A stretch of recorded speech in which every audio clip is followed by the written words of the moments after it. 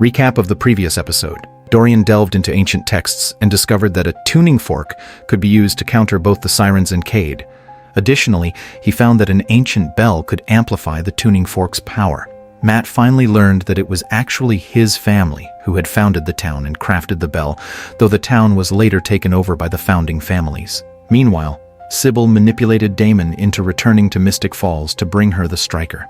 At the Miss Mystic Falls pageant, Stefan turned Violet into a vampire. Caroline lost all hope in him, taking off her engagement ring and returning it to Stefan. Sybil was imprisoned in the cellar by Damon, and in retaliation, she removed all of her control over him. As a result, Damon regained his humanity and remembered everything he had done. Overwhelmed by guilt, the now human Damon shut down completely, refusing food, water, and any sensation of the outside world. Caroline and Bonnie entered Damon's mind, discovering that he was envisioning himself in a hell where he was constantly burned by Hellfire, a punishment he believed he deserved. Sybil, still imprisoned, claimed she knew how to wake Damon, but only if Caroline would give up the ancient bell. Meanwhile, newly turned vampire Violet went on a rampage at the bar, unable to control her bloodlust. Stefan arrived and personally killed the innocent girl he had transformed into a monster. Violet's body was soon discovered by the police, and Matt happened to be nearby. As a former sheriff, he was well respected by the officers. After hearing that the current sheriff had resigned, leaving the police department in disarray, Matt found himself with a major headache. At that moment, Caroline called him. She first explained Damon's situation, then asked Matt for the bell. Matt neither agreed nor refused. Instead, he informed Caroline of the recent crime Stefan had committed. Because no matter how many innocent people die, all anyone's ever concerned about is Stefan and Damon. Please, do it for me.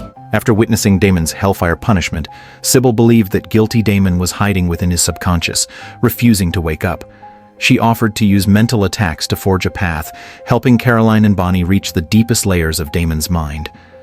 After passing through the hellish fire, Caroline and Bonnie entered Damon's subconscious world, where they found that the Salvatore mansion had transformed into an apartment, and the clerk there was none other than Henry. When Caroline and Bonnie asked to see Damon, they followed Henry's gesture to see a photograph of Damon in his army uniform.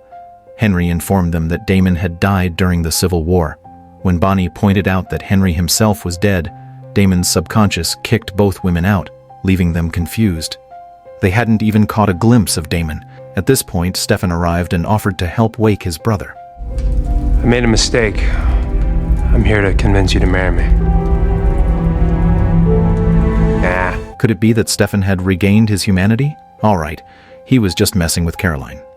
In reality, Stefan did want to wake Damon because Cade needed more souls, and he couldn't allow his brother to slack off. Stefan informed Caroline and Bonnie that whenever Damon made mistakes as a child, he would always avoid facing them until someone was willing to forgive him. Only then could he bounce back. Sybil refused to work without the ancient clock. Stefan was left with no choice but to go searching for it, while Caroline and Bonnie took on the task of waking Damon. Under Sybil's spell, Caroline and Bonnie re-entered Damon's subconscious, this time arriving in a bar. However, Damon wasn't seated at his usual spot. Bonnie noticed the morning newspaper, which reported on a couple killed by an animal attack. This was exactly the innocent couple that Damon killed during his first appearance in Season 1, Episode 1 of The Vampire Diaries. As Caroline and Bonnie discussed how to lure Damon out, a waitress, Vicky, approached them. In reality, Vicky had also died because of Damon, making this even more unsettling. Everyone who had died because of Damon was now alive in his subconscious mind. Caroline suspected that the bandage on Vicky's neck must be hiding a bite mark left by Damon. They were about to question Vicky, but just then Caroline noticed her mother sitting by the window, investigating the couple's murder. Even though she knew it wasn't real, Caroline still longed to speak with her mother. Understanding her friend's feelings, Bonnie chose to pursue Vicky alone. Meanwhile, Matt brought his father to his sister Vicky's grave, telling him that her killer was now suffering terribly and that he needed the ancient bell to save his life. Matt hoped his father would make the decision. Could either save him or make sure that he keeps being punished. I say let him suffer. Bonnie found Vicky, assuming that the bandage on her neck covered a bite mark left by Damon. However, Vicky looked bewildered. She didn't know Damon at all, and beneath the bandage was a love bite, not a vampire mark. Elsewhere, Caroline asked her mother for information on Damon's whereabouts, but to her surprise, Sheriff Forbes also didn't know who Damon was. Caroline explained that Damon was a vampire and that he would eventually become her good friend. Sheriff Forbes' expression changed instantly, and she splashed Caroline with a glass of vervain. She believed Caroline was responsible for the couple's murder and felt deeply disappointed in her daughter. With Caroline arrested by Sheriff Forbes, the task of finding Damon fell solely on Bonnie's shoulders. Meanwhile, under Celine's guidance, Matt and his father welded the ancient bell to the town clock tower. Celine told Matt that only he and his father could ring the bell, and if it tolled 12 times, it would destroy Sybil. Just then, Stefan showed up, intending to take the ancient bell to help wake his brother. However, Celine proposed an even more tempting deal. While casting her spell, Sybil noticed that Caroline had started to nosebleed. Injuries sustained in the mental world also affected the body. At that moment, Sheriff Forbes was torturing Caroline. Longtime viewers would remember that Caroline's father had once used the same method on her. Caroline stubbornly insisted it was Damon's doing, but Sheriff Forbes, who had already reviewed the records, insisted Damon was long dead, angrily telling her daughter that this would all end if she accepted reality. Caroline, however, declared that she wouldn't leave until she found Damon. Caroline recounted her mother's death, which left Sheriff Forbes deeply shocked. Caroline revealed that Damon had been there by her side in her mother's final moments. Because Damon couldn't come to terms with Sheriff Forbes' death, she had appeared in his mental world, though Caroline had long since forgiven him. Because it was the only person who truly understood how much it hurt to lose you. Goodbye, Caroline. Even with Caroline's forgiveness, Damon still didn't wake up. Sybil then surmised that it was Bonnie's forgiveness that would be the key to bringing Damon back. In the mental world, Bonnie arrived at her grandmother's house, finding that she, too, lived on in Damon's heart. Bonnie was overjoyed to see that even the smallest details were accurate. She explained the situation to her grandmother, who, though she didn't know Damon, agreed to cast a locator spell, but needed something of Damon's to proceed. By now, Bonnie had familiarized herself with Damon's mental world. Bonnie imagined that the letter Damon left her was at her grandmother's house. Bonnie hadn't read the letter. She hoped Damon would tell her in person. Through her grandmother's spell, Bonnie learned Damon's exact location. Stefan's true intent in awakening Damon was to meet Cade's demand for souls, though Celine thought his approach was unnecessarily complicated. As it turned out, Celine's goal wasn't just to punish her sister. She wanted to regain Cade's favor. If the ancient bell tolled 12 times, it would open the gates of hell, allowing Cade's Hellfire to instantly consume thousands of people in the town. Because the bell's sound was deadly to sirens, Celine needed Stefan as an ally to carry out her plan. Inside Damon's mental world, Bonnie arrived at the Salvatore mausoleum, where she found Damon's gravestone.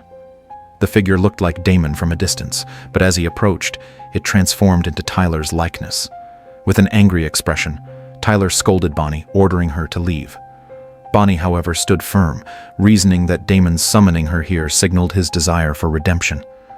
From the gravestone, Bonnie spotted what was wrong, and the next moment she withdrew from Damon's mind. You need to get Stefan back here. Why? Because in Damon's mind, he lived and died as a human being. He never became a vampire. It's the only way he can imagine keeping the people that he loves safe. Damon needs to talk to Stefan. This was the greatest threat the vampires had ever faced. If the ancient bell tolled 12 times, it would open the gates of hell, unleashing a hellfire that would consume their home. Stefan hypnotized Matt, compelling him to ring the ancient bell 12 times on the hour, intending to offer the town's entire human population to Cade, the Lord of Hell. Meanwhile, Bonnie discovered the way to wake Damon. Only Stefan could reach the deepest layers of Damon's subconscious. Stefan rushed over upon hearing the news, keeping his plan to destroy the town hidden from the others. When Stefan entered Damon's subconscious, he found himself in a graveyard. Damon finally appeared, and Stefan cut straight to the point. I'm here to forgive you, Damon. And you have the reason for your visit backwards. You're here so I can forgive you. Stefan chuckled and accused his brother, saying, "Over the past 100 years, wasn't it always you dragging me down? If anyone has the right to forgive, it should be me."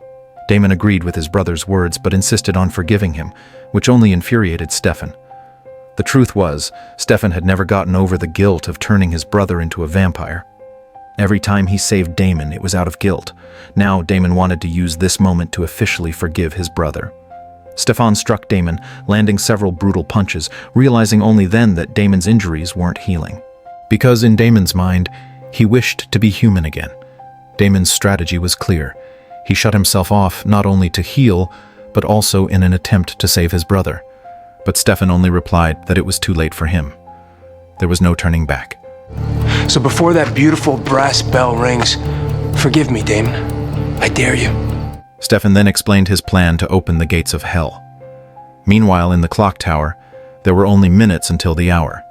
Hypnotized and unable to control his own body, Matt begged his father to kill him, wanting to die a hero's death. But Peter couldn't bring himself to do it. To provoke his father, Matt went as far as to taunt him, calling him a coward, even attacking him physically. After knocking down his father, Matt began to strike the bell uncontrollably. At that moment, both Sybil and Bonnie were racked with piercing headaches, and Sybil suddenly realized she had been deceived. Stefan exited Damon's subconscious, proudly declaring that the 12th toll would bring the town to ashes. But just then, Damon awoke, promptly ripping out his brother's heart. Damon's charm was as ever, giving a sense of security. As Matt continued to strike the ancient bell, it turned crimson, emitting a holy glow. On the 11th toll, Peter was left with no choice but to end his son's life. But in the nick of time, Damon stopped them both. Damon successfully saved the townspeople and won Matt's forgiveness. With the police force in disarray, Matt decided to resume his old position. Stefan, meanwhile, was locked up in the dungeon by Caroline, who firmly believed that Stefan could, like Damon, fully regain his humanity. However, Damon had one more task left to complete.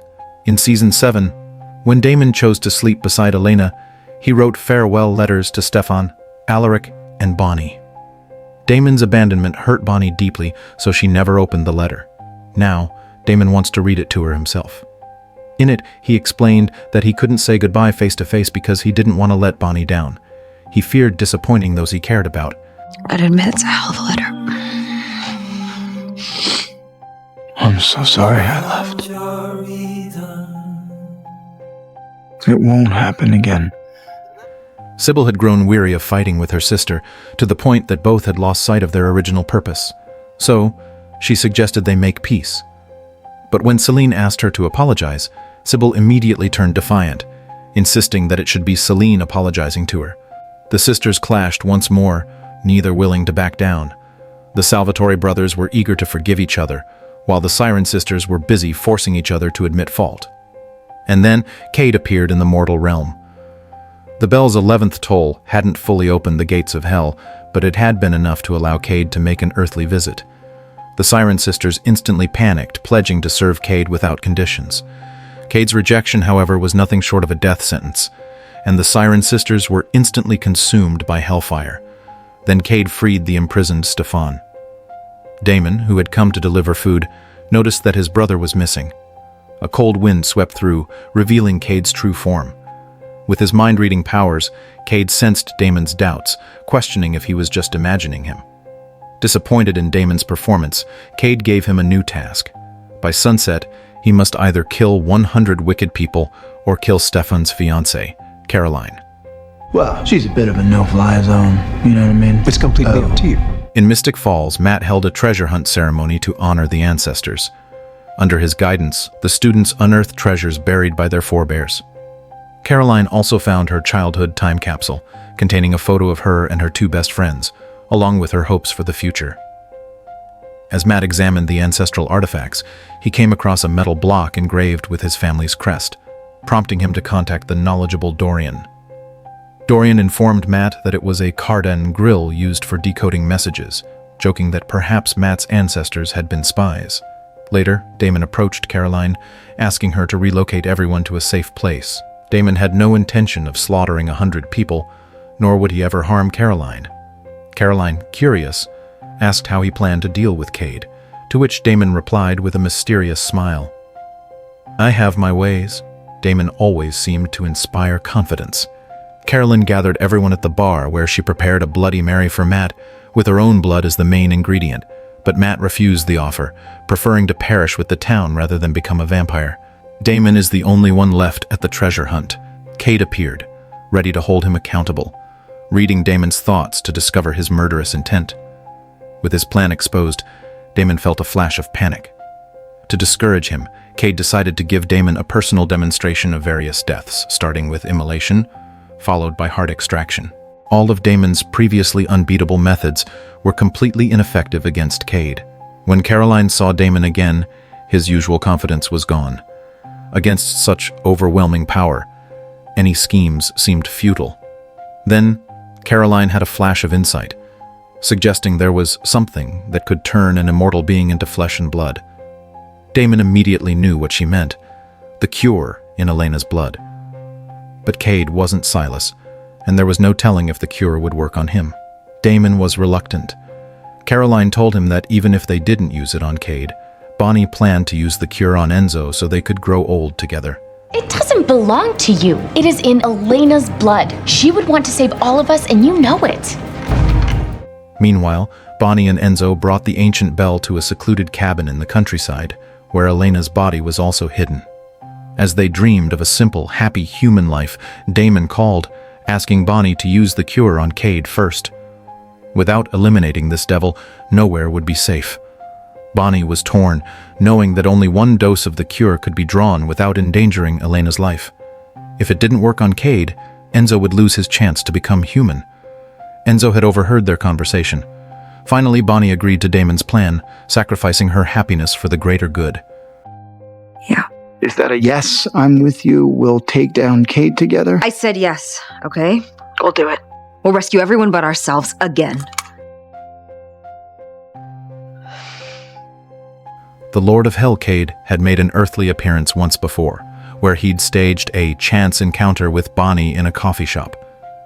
Bonnie had no idea the friendly man before her was their most formidable enemy. Because Damon continued to defy him, Cade stormed into the bar, casting a spell that forced two men into a fight to the death, then incinerating a thief with Hellfire. Matt stepped forward, shouting at Cade to stop. Terrified, all the patrons fled the bar in a panic.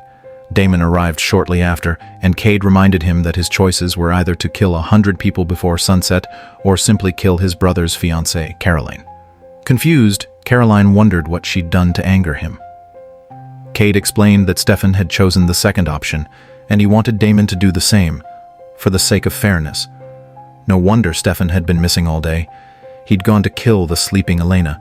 Elsewhere, Stefan located a real estate agent.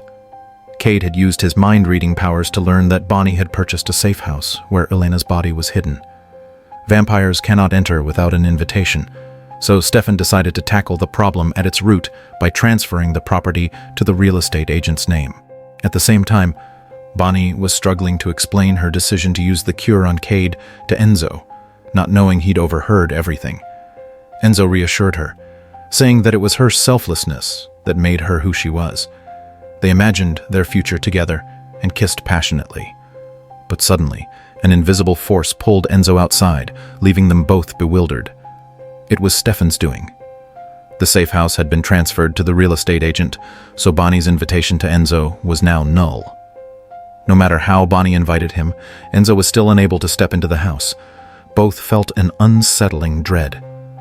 They suspected Cade might be behind it, and knew they had to hurry to deliver the cure to Damon. Meanwhile, as Damon drove toward the safe house, he called to try to reason with his brother, but Stefan had already anticipated everything he intended to say. Damon pleaded, "If you have any grievances, take them out on me." But Stefan coldly replied, "Killing Elena is the best way to get back at you." Inside the safe house, Bonnie was drawing Elena's blood while Enzo paced outside, urging her to hurry. After Bonnie finished drawing half a syringe of blood, she suddenly noticed an eerie silence outside. Curious, she went to check, finding Enzo trembling in pain. The unsuspecting Enzo had his heart torn out by Stefan, and Bonnie let out a scream of utter despair. The ruthless Stefan casually tossed aside Enzo's heart and walked straight toward Bonnie. With an invitation from the real estate agent, Stefan could move through without any obstacles. Bonnie, trembling, pulled a wooden stake to defend herself, only to provoke Stefan's mocking laughter. Effortlessly, he deflected her attack, only for Bonnie to inject the cure directly into him, the once invincible Ripper.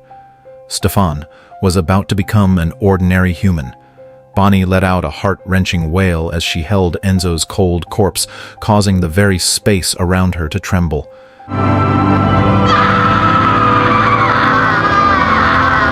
So, what happens now that Stefan is human? Can Damon kill Cade? Stay tuned for the next thrilling episode.